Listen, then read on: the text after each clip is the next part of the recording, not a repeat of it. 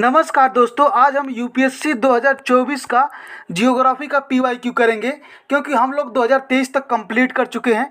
तो आइए आज का प्रश्न देखते हैं। प्रश्न दिया है, विश्व में किन्हीं दो देशों के मध्य सबसे लंबी सीमा निम्नलिखित में से किसके मध्य है।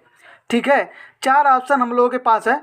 ए दिया है कनाडा और संयुक्त राज्य अमेरिका, बी दिया है चिली और अर्जेंटीना, सी दिया है चीन और भारत, और डी दिया है कजाकिस्तान और रशियन फेडरेशन। तो आइए मैप के माध्यम से समझते हैं। हाँ, तो आपको मैप में दिख रहा होगा कि एक रेड कलर का बॉर्डर बना हुआ है। यह कनाडा और यूनाइटेड स्टेट को आपस में अलग करता है और इसकी जो लंबाई है किलोमीटर में बताएं तो इसकी लंबाई है 8,870 किलोमीटर।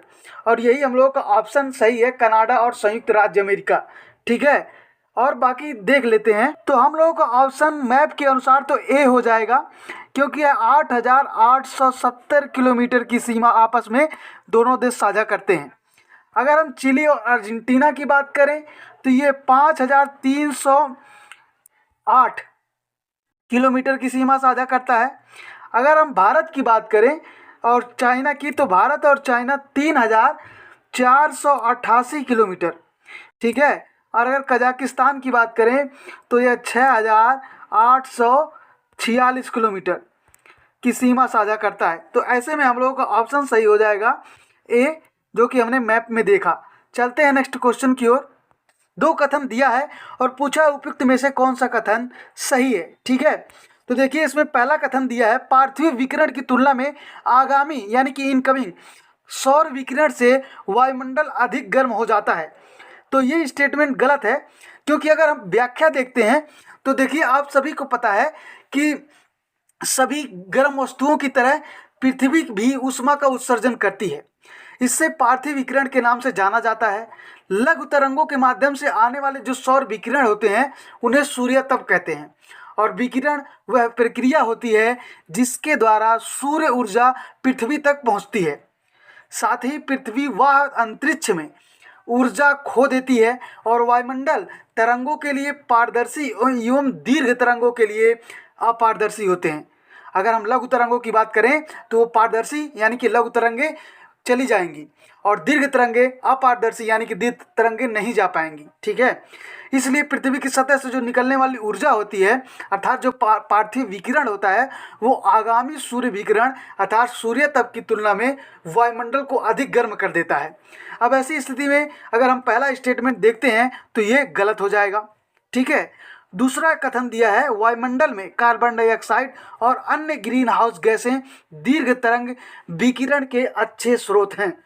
तो हमने पहले जो व्याख्या देखी उसी में इसका आंसर छिपा है कि यह कथन हम लोगों का सही है। ऐसे में हम लोगों का विकल्प सही हो जाएगा डी, एक गलत है किंतु दो सही है। ठीक है, चलते हैं नेक्स्ट क्वेश्चन की ओर। दूसरा प्रश्न दिया है, निम्नलिखित कथनों पर विचार कीजिए। दो कथन इसमें दिए गए हैं पहले प्रश्न की तरह और पूछा है उपयुक्त कथनों में से निम्नलिखित में से कौन सा सही है विकल्प, ये हम लोगों को बताना है। तो इसमें पहला कथन दिया है, भूमध्य रेखा यानी इक्वेटर पर क्षोभ मंडल की मोटाई ध्रुवों की तुलना में बहुत अधिक होती है। अब देखिए आप सभी को पता है कि क्षोभ मंडल जो होता है वो सबसे निचला हिस्सा होता है, सबसे निचला परत होता है। और अगर मान लीजिए ये हमारी पृथ्वी है तो यहाँ की मोटाई और यहाँ की मोटाई, अब मान लीजिए ये नॉर्थ पोल है, ये साउथ पोल है, तो ये देखिए इसकी मोटाई ज़्यादा है कि इसकी ज़्यादा है। तो आप देख पा रहे होंगे कि यहाँ पर कम मोटाई है और यहाँ पर बीच में अधिक मोटाई है। ठीक है, तो ये स्टेटमेंट हम लोग का सही हो जाएगा। अगर औसत मोटाई की बात करें तो 13 किलोमीटर है, लेकिन वैसे यहाँ पर अगर देखेंगे तो काफ़ी वेरी करेगा। तो हम लोग का पहला स्टेटमेंट सही हो जाएगा। अब दूसरा स्टेटमेंट दिया है, भूमध्य रेखा यानी इक्वेटर पर प्रबल संवहनी धाराओं द्वारा ऊष्मा को अधिक ऊंचाई तक ले जाया जाता है। ठीक है, तो ये भी स्टेटमेंट हम लोगों का सही है।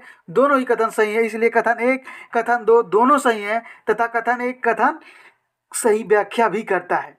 ठीक है, तो हमारा विकल्प ए हो जाएगा। चलते हैं नेक्स्ट क्वेश्चन की ओर। अगला प्रश्न दिया है, निम्नलिखित कथनों पर विचार कीजिए। चार स्टेटमेंट दिए हैं और पूछा है उपयुक्त में से कितने ज्वालामुखी उद्गार के उत्पाद हैं। इसका मतलब यह है कि जब ज्वालामुखी का विस्फोट होता है तो कौन कौन से उसमें से पदार्थ निकलते हैं, ये पूछ रहा है। चार स्टेटमेंट इसमें दिया है, जलखंडाश्म, मलबा, राख और धूल, नाइट्रोजन यौगिक, सल्फर यौगिक। तो ये जितने भी पदार्थ हैं सब जब ज्वालामुखी का विस्फोट होता है तो निकलते हैं। एक क्वेश्चन प्रीवियस ईयर में पूछा गया था, मैंने उसको करवाया है कि ऐसी कौन सी भारत की एक ज्वालामुखी है जो अभी भी जीवित है, जीवंत ज्वालामुखी है। तो आप उसको जाकर नेक्स्ट ईयर का प्रश्न देखिए या फिर गूगल पर सर्च करिए और कमेंट करिए, ठीक है। तो हम लोग आंसर हो जाएगा इसका डी। चलते हैं नेक्स्ट क्वेश्चन की ओर। अगला प्रश्न दिया है, निम्नलिखित कथनों पर विचार कीजिए। दो कथन दिए हुए हैं और पूछा है उपयुक्त में से कौन सा सही है, ये हम लोगों को बताना है, ठीक है। पहला स्टेटमेंट दिया है, सुमेर पाइपलाइन यूरोप को जाने वाले फारस की खाड़ी के तेल और प्राकृतिक गैस नौभार के लिए एक रासायनिक मार्ग है, ठीक है। और दूसरा कथन दिया है, सुमेर पाइपलाइन लाल सागर को भूमध्य सागर से जोड़ती है। तो ये पूरी तरह से मैप का क्वेश्चन है, आइए मैप में देखते हैं। हाँ, तो मैप में आपको दिख रहा होगा, ये सुमेर पाइपलाइन हो गया, ये स्वेज कैनाल हो गया आपका, ठीक है, ये रेड सी हो गया। तो पहला स्टेटमेंट क्या बोला था कि सुमेर पाइपलाइन यूरोप को जाने वाले फारस की खाड़ी के तेल और प्राकृतिक गैस नौभार सिमेंट के लिए एक रणनीतिक मार्ग है। तो ये बिल्कुल सही है ना। आप देखिए यहाँ से ये रेड सी हो गया, रेड सी से जा रहा है यहाँ पर। तो ये हम लोगों का पहला ऑप्शन तो करेक्ट हो गया। अब दूसरा ऑप्शन दिया था, सुमेर पाइपलाइन लाल सागर को भूमध्य सागर से जोड़ता है। तो ये सुमेर पाइपलाइन हो गया, ये देखिए मेडिटेरियन सी हो गया, भूमध्य सागर, और ये रेड सी जोड़ रहा है कि नहीं जोड़ रहा, तो ये भी ऑप्शन सही हो गया। तो हमारा दोनों ही विकल्प सही हो जाएगा, ठीक है। तो हमने मैप में देखा कि दोनों ही कथन सही हैं और कथन एक कथन दो की सही व्याख्या करता है, तो इसका विकल्प सही हो जाएगा ए। तो अब हम मैप से पूरी तरह से पढ़ रहे हैं जितना क्वेश्चन बचा है। चलते हैं नेक्स्ट क्वेश्चन की ओर। अगला प्रश्न दिया है, निम्नलिखित कथनों पर विचार कीजिए, उपयुक्त कथनों में से कौन सा सही है, ये बताना है हम लोगों को। दो स्टेटमेंट दिया है, ठीक है। पहला स्टेटमेंट बोल रहा है कि लाल सागर में किसी भी रूप में बहुत कम वर्षण होता है।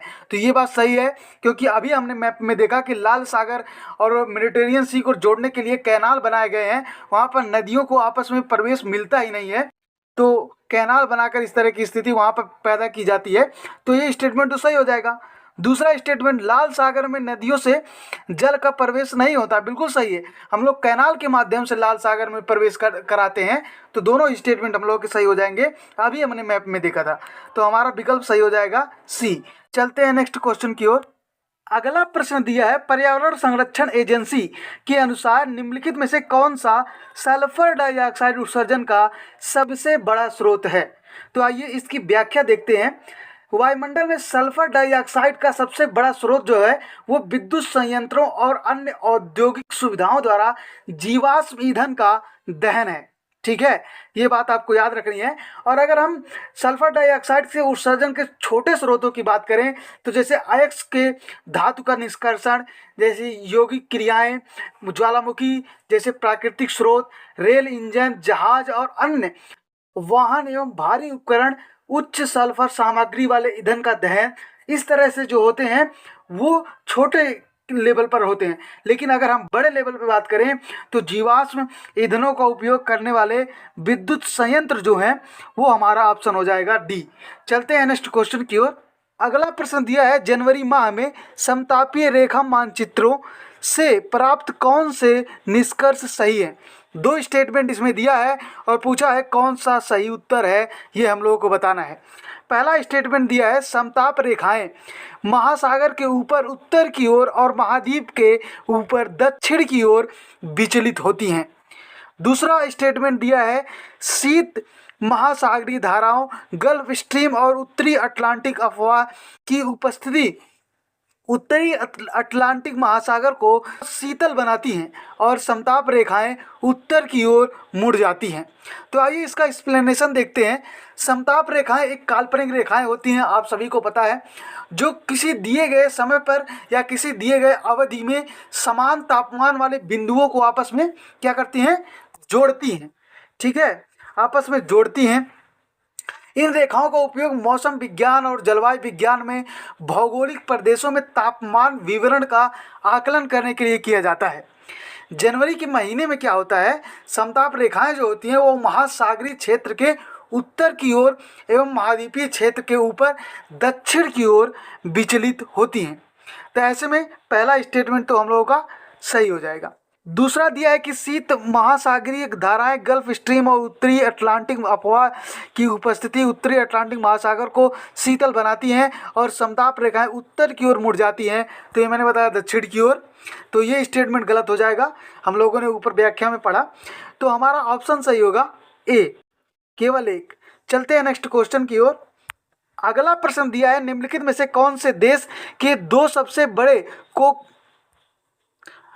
अगला प्रश्न दिया है निम्नलिखित में से कौन से देश विश्व के दो सबसे बड़े कोको उत्पादक के रूप में विख्यात हैं, प्रसिद्ध हैं।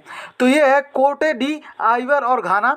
कोटे डी आइवर और घाना जो है पूरा वर्ल्ड का लगभग 60% उत्पादन करता है कोको का, और 9% लेकर दूसरे स्थान पर है इक्वाडोर। तो हमारा ऑप्शन सही हो जाएगा सी। चलते हैं नेक्स्ट क्वेश्चन की ओर। अगला प्रश्न दिया है पश्चिम से पूरब की ओर प्रयागराज के अनुप्रवाह में गंगा में मिलने वाले हिमालय की नदियों के संदर्भ में निम्नलिखित में से कौन सा सही अनुक्रम है। ठीक है, इसमें 4 ऑप्शन दिए हुए हैं। ए दिया है घाघरा गोमती गंडक कोसी, बी दिया है गोमती घाघरा गंडक कोसी, सी दिया है घाघरा गोमती कोसी गंडक, और डी दिया है गोमती घाघरा कोसी गंडक। तो आइए मैप के माध्यम से समझते हैं। हाँ, तो हम लोगों के क्वेश्चन में पूछा था कि पश्चिम से पूरब की ओर। तो देखिए सबसे पहले अगर हम पश्चिम से जाते हैं तो सबसे पहले गोमती आएगी, गोमती के बाद घाघरा आएगा, घाघरा के बाद गंडक, गंडक के बाद यहाँ पर है कोसी। तो ये देखिए ये है सीक्वेंस हम लोगों का। तो ऐसे में हमारा विकल्प कौन सा सही हो जाएगा, विकल्प बी गोमती घाघरा गंडक कोसी। चलते हैं नेक्स्ट क्वेश्चन की ओर। अगला प्रश्न दिया है निम्नलिखित कथनों पर विचार कीजिए। इस बार 2 की जगह 3 कथन दिए हुए हैं और पूछा उपयुक्त कथनों में से कौन सा कथन सही है, ये हम लोगों को बताना है। ठीक है, पहला कथन दिया है चट्टानों के अपक्षय के कारणों में से एक कारण वर्षा भी है। बिल्कुल सही बात है, आपने देखा होगा जब भी वर्षा होती है तो चट्टानों का अपक्षय होता है। आपने देखा होगा उत्तराखंड में कितने सारे लैंडस्लाइड हुए, तो चट्टानों का अपक्षय तो होता है। ये विकल्प सही है। दूसरा स्टेटमेंट दिया हुआ है कि वर्षा जल में घोल के रूप में कार्बन डाइऑक्साइड विद्यमान होता है। तो बिल्कुल सही बात है, जब वायुमंडल में कार्बन डाइऑक्साइड है तो जब बारिश होगी तो उसके साथ कार्बन डाइऑक्साइड तो गिरेगा ही, उसके साथ हम लोग कहते हैं अम्ल वर्षा होती है। तो इसी तरह से तो होता है, वायुमंडल में हर तरह की गैसें हैं। तो ये भी ऑप्शन सही हो जाएगा।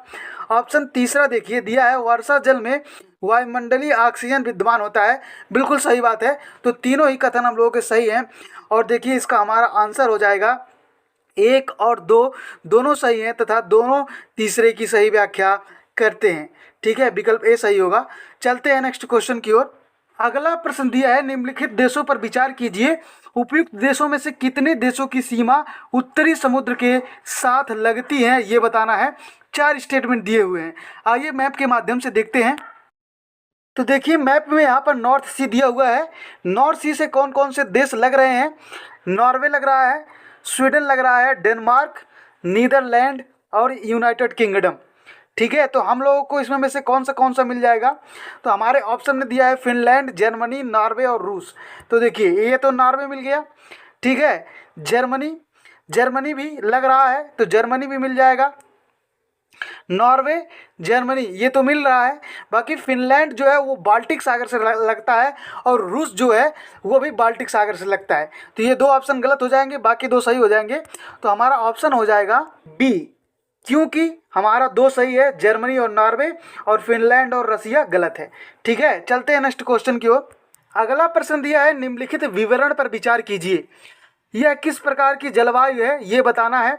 ठीक है, 3 स्टेटमेंट दिए हुए हैं।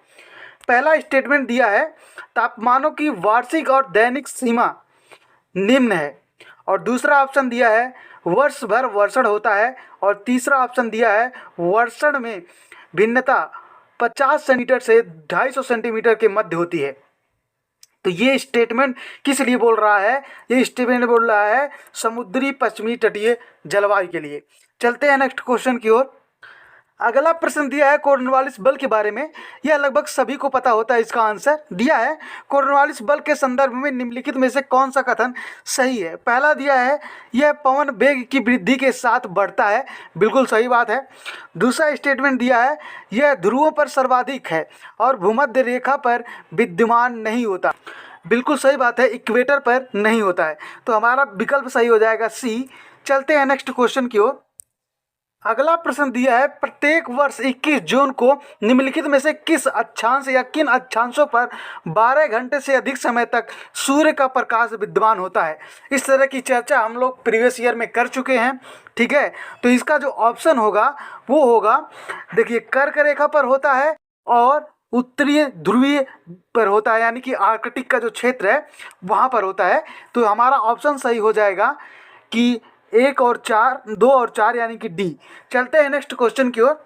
अगला प्रश्न दिया है, निम्नलिखित क्षेत्रों में से एक में विश्व की सबसे बड़ी उष्णकटिबंधीय पीठभूमि है जो जीवाश्म में होने वाले लगभग 3 वर्ष के वैश्विक कार्बन उत्सर्जन को धारण करता है और जिसके संभाव्य विनाश से वैश्विक जलवायु पर प्रतिकूल प्रभाव पड़ सकता है। निम्नलिखित में से कौन सा क्षेत्र को उद्योतित करता है, ठीक है। तो इसका आंसर होगा कांगो बेसिन, क्योंकि कांगो बेसिन ही है जो ब्राज़ील और इंडोनेशिया के बाद कांगो बेसिन विश्व की सबसे बड़ी उष्णकटिबंधीय पीठभूमि है। तो दोस्तों, आज हम लोगों ने 2024 का जियोग्राफी का पीवाईक्यू समाप्त कर लिया। अब हम 2025 का पीवाईक्यू तब देखेंगे जब ऑफिशियल इसका आंसर किया जाएगा। अगर आपको अभी देखना है तो किसी और का वीडियो जाके देख सकते हैं। मैं चाहता हूं कि जो भी मिले आपको ऑथेंटिक जानकारी मिले, इसीलिए जब ऑफिशियल आंसर किया जाएगा तब हम लोग देखेंगे। Thank you so much for watching this lecture. और अगर यह वीडियो आपको पसंद आ रही है या सीरीज आपको पसंद आ रही है तो डू लाइक द वीडियो और ज़्यादा से ज़्यादा लोगों के साथ शेयर कीजिए। कल से हम इन्वायरमेंट और इकोलॉजी का प्रश्न देखेंगे। Thank you so much.